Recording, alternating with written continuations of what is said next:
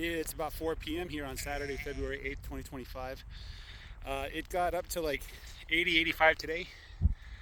And just as I was driving out to the field this afternoon, a whole bunch of wind and dark clouds showed up and the temperature dropped like 10 degrees. So it's like 70 something right now, but it was warm. It was kind of nice actually. But I'm out here with the sheep. I just unrolled half a bale of hay for the cows and I put the rest where the sheep are. The goal is to move the cattle on Tuesday morning, so I think that should be enough hay to tide them over until Tuesday morning, and then we'll move them to this row, and we'll move the sheep to a next row that I haven't set up yet. So the sheep are going to graze on this hay, and then when the cows come, there's going to be a bunch of hay for them to graze on. Hopefully, it'll last them 3 days. So I'm going to head down right now and move the bulls and the rams to the new area. They've been there for 3.5 days. I moved them there Wednesday morning, I think. So move them on to clean pasture. I should probably calculate where I'm at and work towards getting them offset by, half the field length, so that when it comes time to move all these guys back to the north of the field, that the rams and the bulls will be already halfway down the field. So I'm looking at the field and I'm just amazed. There's a lot of wind. I apologize for the wind noise. I'm trying my best to block it. But I'm just amazed at the amount of green that just suddenly appeared over the last few days. If you don't know what you're looking at here, there's a bunch of clovers, tiny little clovers, bits of grass, some other things in there, mostly just clovers and grass, so I don't see much else. Other parts in my pasture has longer grass. Of course, the sheep weren't munching there for the better part of the winter. And then we're going to have, I see some broadleaf weeds, and I see some other things in the pasture, far less than I've seen in the past. But yeah, this is that skinny sheep, I believe. Yeah, that's the one. You can see she developed a big pouch of something under her jaw. It's soft and jiggly. Let me see if I can get a good view of it. So that is under the middle part of her jaw. So her butt is cleaning up, so I assume her manure is getting back to normal. But that's a sign that she's overloaded with parasites. Something bad is going to happen to her.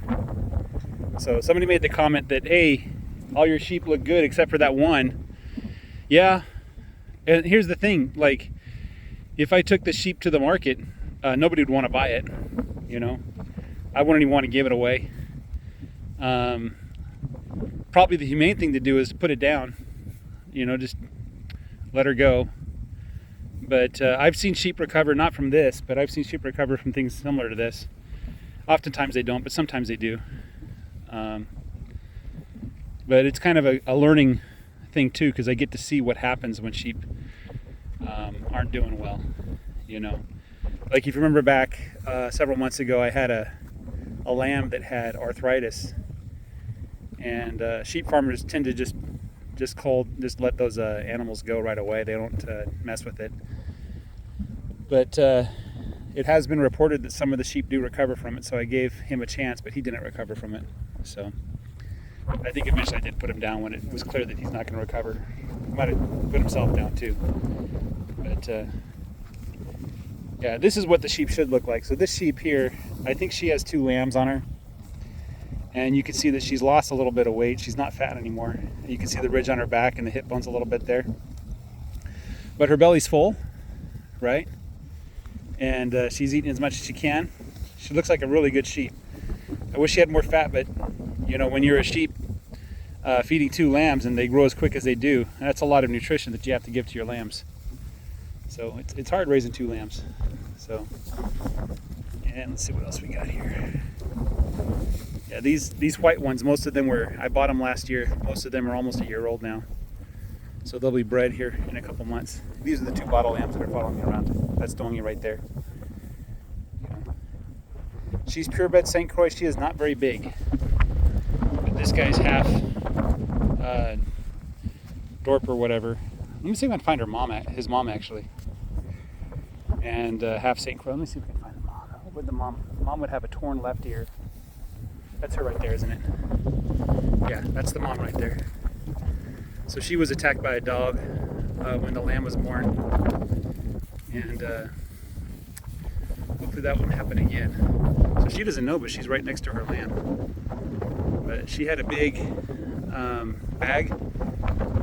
At one point I was worried if it was turned into mastitis or something, but yeah, she's healthy aside from the long hooves.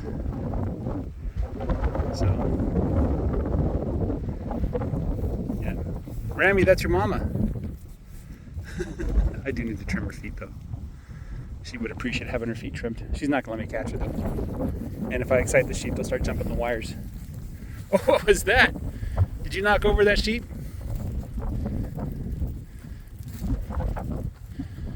Yeah.